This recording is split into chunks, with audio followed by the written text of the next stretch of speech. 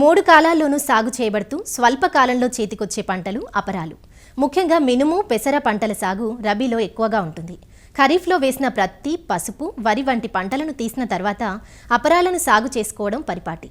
మెట్టలు, మాగాణిలో విత్తిన మినుము, పెసర పైర్లు ప్రస్తుతం వివిధ దశల్లో ఉన్నాయి.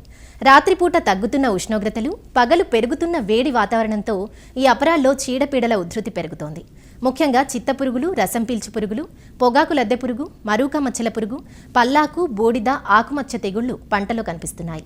వీటిని సరైన సమయంలో గుర్తించి నివారణ చర్యలు చేపడితే మంచి దిగుబడులు వస్తాయంటూ రబీ మినుము, పెసర పంటల్లో కనిపిస్తున్న చీడపీడలు నివారణ గురించిన సమాచారాన్ని మనకందిస్తున్నారు ఆచార్య ఎన్జీ రంగా వ్యవసాయ విశ్వవిద్యాలయం, శ్రీకాకుళం జిల్లా నైరా వ్యవసాయ కళాశాల విస్తరణ విభాగం అధ్యాపకులు డాక్టర్ డి చిన్నమనాయుడు. రాష్ట్రంలో చాలా ప్రాంతాల్లో వరి తర్వాత వరి మాగాణుల్లో ఈ అపరాలని వేయటం జరుగుతుంది. ఇప్పుడు పంటలు కనుక చూసుకుంటే సుమారుగా ఈ వరి మాగాణులు వేసిన అపరాలు మినుము కానీ పెసర కానీ ఒక 20 రోజుల సమయం వరకు కూడా అయింది. మనకి మొక్క పెరుగుదల దశలో ఉంది. వాతావరణ పరిస్థితులు కూడా ఎక్కువగా ఈ చీడపీడలు రావడానికి కూడా అనుకూలంగా ఉంటున్నాయి. ఈ ప్రధానంగా ఈ వరి మాగాణులో వేసిన పెసర మినుములో మనకి పల్లాకు తెగులు వచ్చేటువంటి అవకాశం ఉంది. ఎందుకంటే రసం పీల్చే పురుగులు పెరుగుతున్న కొద్దీ ఈ పల్లాకు తెగులు కూడా ఎక్కువ వ్యాప్తి చెందినట్టు కూడా కనిపిస్తుంది.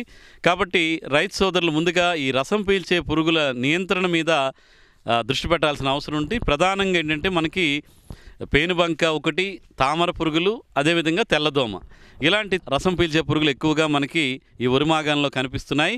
కాబట్టి రసం పీల్చే పురుగుల నివారణలో భాగంగా వేప నూనె 3000 ppm కానీ లేదా 1500 ppm అయితే కనుక లీటర్ నీటికి 5 మిల్లీలీటర్ల వేప నూనెని కలిపి పిచికారీ చేయడం వల్ల కూడా మనకు తొలి దశలో వచ్చేటువంటి రసం పీల్చే పురుగులు చాలా వరకు తగ్గిపోతాయి.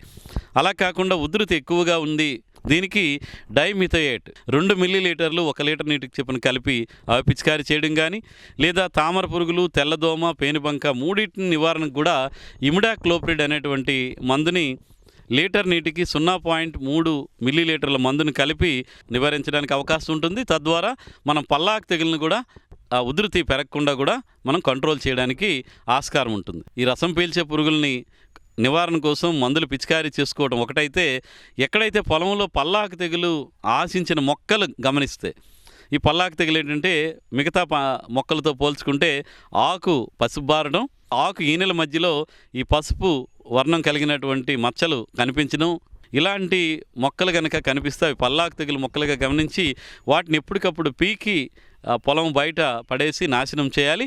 అదేవిధంగా ఇంకొక వైరస్ తెగులు మనకి సీతాఫలం ఆకు తెగులని, అది కూడా వైరస్ ద్వారా కూడా వచ్చేటువంటి అవకాశం ఉంటుంది. ఆకులు పెలుసుబారినట్టు తయారయ్యి ఆకులు ఉబ్బెత్తులుగా తయారవడం, దాన్నే మనం సీతాఫలం ఆకు తెగులు కూడా మనం అంటున్నాం.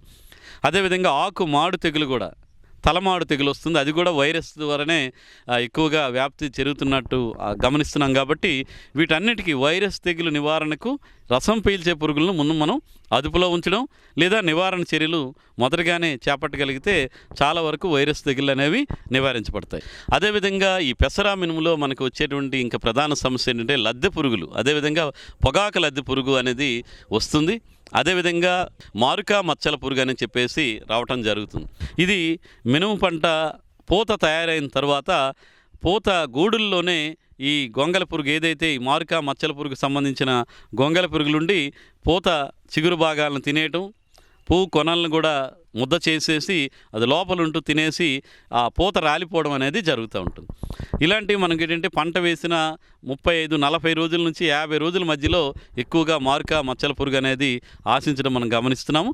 మనకి నివారణ చర్యలో భాగంగా ఈ వేప సంబంధిత మందులు, వేప నూనె అయితే కనుక 5 మిల్లీలీటర్లు లేదా వేప కషాయం కనుక తయారు చేసుకుంటే కనుక లీటర్ నీటికి 50 మిల్లీలీటర్ల వేప కషాయాన్ని కనుక 15 రోజుల వ్యవధిలో కనుక 2 సార్లు పిచికారీ చేసుకుంటే ఈ మారుక మచ్చల పురుగు, అదేవిధంగా కాయ తొలిచే పురుగులు, అదేవిధంగా రసం పీల్చే పురుగులు అన్నిటికీ కూడా ఈ వేప మందులు అనేవి బాగా పనిచేస్తాయి. కాబట్టి వేప సంబంధిత మందులు పిచికారీ చేయడం లేదు. ఈ మారుక మచ్చల పురుగు ఉధృతి ఎక్కువగా ఉండి పూత రాలిపోవడం కానీ, ముద్దల గద్దలుగా తయారవటం కానీ, ఆ పువ్వు కొనలు రాలిపోవడం కానీ మనం గమనిస్తే అప్పుడు రసాయన మందులైనటువంటి మనకి కొరైజన్ అంటాం, క్లోలెంట్రా నిలిప్రోలిన్ అనేటువంటి మందుని 0.3 మిల్లీలీటర్ల మందుని 1 లీటర్ నీటికి కలిపి పిచికారీ చేయడం కానీ, లేదా స్పైనోసాడ్ అనేటువంటి మందును 0.3 ml 1 లీటర్ నీటికి కలిపి పిచికారీ చేయడం కానీ, లేదా ఉధృతి ఎక్కువగా ఉండి ఫ్లూ బెండమైడ్ అనేటువంటి మందును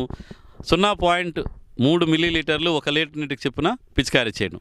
ఈ విధంగా మందులు మారుస్తూ ఒక 15 రోజుల వ్యవధిలో 2 నుంచి 3 దఫాలు కనుక పిచికారీ చేసుకుంటే మనకి 2 విధాలుగా పొగాకు లద్దు పురుగు, మారుకా మచ్చల పురుగు ఏదొచ్చినా కానీ ఇప్పుడు చెప్పుకున్నట్టు మందుల్లో ఏం పిచికారీ చేసినా మనకి నివారణ జరుగుతుంది. కాబట్టి రైతులు ఆ చర్యలు చేపట్టాల్సినటువంటి అవసరం ఉంటుంది. అదేవిధంగా ఇక్కడ ఉన్నటువంటి వాతావరణ పరిస్థితులు ఈ బూడిద తెగులు ఎక్కువ రావడానికి కూడా అనుకూలంగా ఉంటుంది. కాబట్టి ఆకులు కనుక మీరు గమనిస్తే ఆకుల మీద తెల్లని పౌడర్ పొడి రూపంలో మనకు ఆకు మీద పేరుకుపోయినట్టు కనిపిస్తూ ఉంటుంది.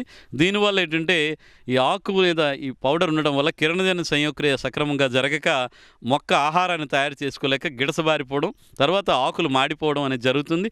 తద్వారా దిగుబడి 30 నుంచి 50% వరకు కూడా కోల్పోయేటువంటి అవకాశం ఉంటుంది. కాబట్టి రైతు సోదరులు ఈ బూడిద తెగుల్ని గమనించుకొని హెక్సాకొనజోల్ అయితే కనుక లీటర్ నీటికి 2 మిల్లీలీటర్ల మందుని కలిపి పిచికారీ చేసుకోవచ్చు. లేదా ప్రాపికొనజోల్ అయితే కనుక లీటర్ నీటికి 1 మిల్లీలీటర్ మందుని కలిపి మీరు వారం రోజుల వ్యవధిలో 2 దఫాలు కనుక పిచికారీ చేస్తే మన రబీలో వేసిన పెసర మినుము నుంచి కూడా మంచి దిగుబడులు, నికరాదాయం తీసుకోవడానికి ఆస్కారం ఉంటుంది.